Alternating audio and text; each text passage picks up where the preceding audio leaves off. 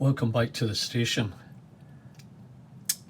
This particular video is a salute to Tony NorthEastern.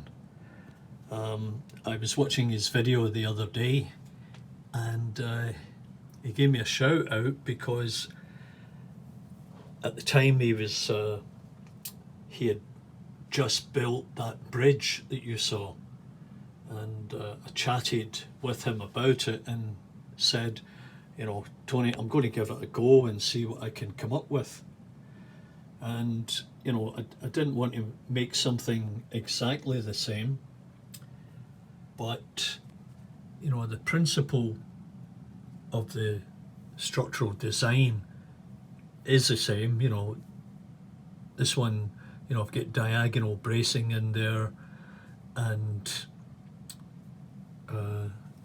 somewhat different geometry for the main girder spans. Now, the way I went about that is I have a set of trammels that I had when I was an apprentice, and you know, these are like Harling, they're brand new condition, but sort of 50 years old. So what I did was I joined it all up. I set up a span that I was want to work with, then played around with the geometry to achieve the lines I wanted, which is a bit dissimilar to Tony's because the overall height of mine is a little bit less. The span may be longer. So when I got it all laid out using the trammels, a bit of trial and error, I then took some mat board, and mat board is, as you probably know, what you use for framing, as in that white part there. And so I scribed the geometry of the structure and the main girder in particular, and then, you know, I set this as cut off here. I played around with that height for some time until I got something realistic that would translate in real life all the loads that were on the span and the bracing back down into the earth, and this was what I arrived at.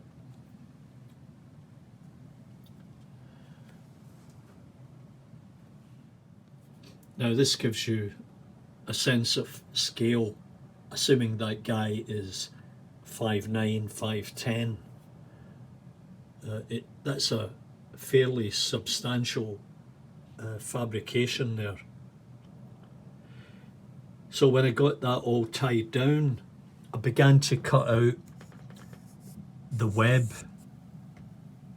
of the main span girder and the top and bottom flanges. Then I went about trying to glue it, and I spent a lot of time on that, clamping it, trying to make sure that the flanges were in and the web were properly aligned. And then I glued all this together along with this base plate and let it all set. And then I went about locating the vertical hangers and the diagonal bracing and the cross bracing so that it looked structurally correct. And you know, some of the brace, all of this here was two pieces of the mat board glued together, and then it was it was tricky getting all the geometry down at this connection and in here correct so that it lined up properly and I could get enough glue on so that it was solid and to the right height and there weren't any gaps that would come apart later.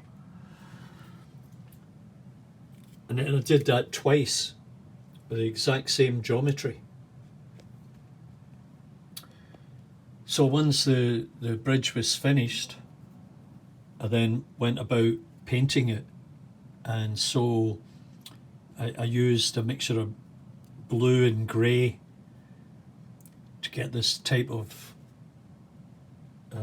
industrial galvanized type, not galvanized but a very matte coloured grey that you often see in bridge work, and a particular type of paint to resist the rust. But we know that rust happens, and you know, I've addressed that, as you can see down here, where the grime and the rain would gather at the bottom and it would run down the inside of the bottom flange of the main web, and it connections like here, and that was done all over on both spans. So then I thought, okay, so I've made it large enough that I've got 2 lanes of traffic, and I just used wet and dry sandpaper to represent the road, and I marked up some pavement here, painted it,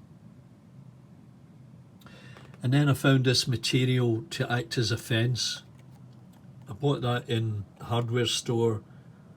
It's used to repair holes in your car, and that's very suitable. Glued it all along the length, and then I glued on these handrails. You see that one's coming apart, but very fine wire there, and it turned out just fine. As you see, I also put some structural members on the underside. In reality, should probably be more there, but we'll leave it at that at the moment. And it's certainly become a feature on the railway, and I always like to try and include at least a shot from this side as the trains are passing by. All that remains to be done is to make some tie members up there, and I have sufficient sizes of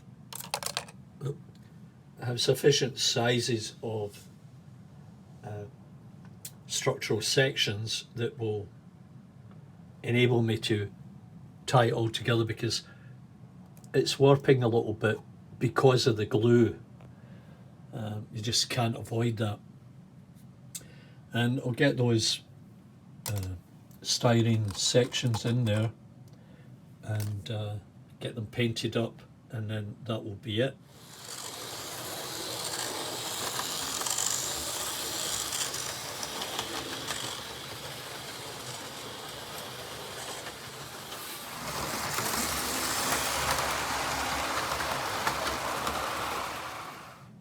Tony, you've been an inspiration to us all. I could sit for hours on end watching what you're building there, and I know you're going to run out of room somewhere, so I imagine you'll be buying a larger house. But in the meantime, keep up the great work. It's just phenomenal what you're creating, and as I said, it's an inspiration to all of us out here in the community, and many of us aspire to be half as good as what you are. And thanks very much for doing that and for sharing it with us. And also, on a personal note, thank you so very much for including me in your video. I'm very grateful for that honour. Thanks very much, Tony, and everybody should be watching your videos. Bye for now.